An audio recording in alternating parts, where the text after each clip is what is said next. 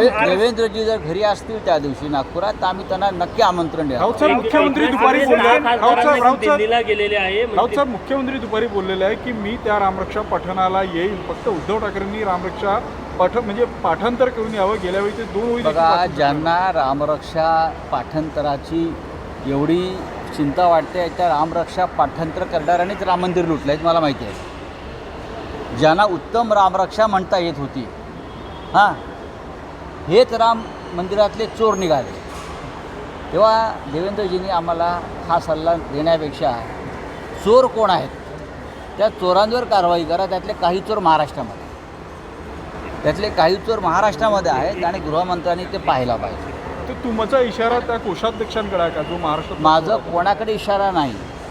रामरक्षा ज्यांना उत्तम प्रकारे बोलता येते अशाच लोकांनी राम मंदिराची 550 कोटीची दानपेटी चोरलेली आहे आणि गेल्या 12 वर्षामध्ये 14,000 कोटी लुटलेले आहे.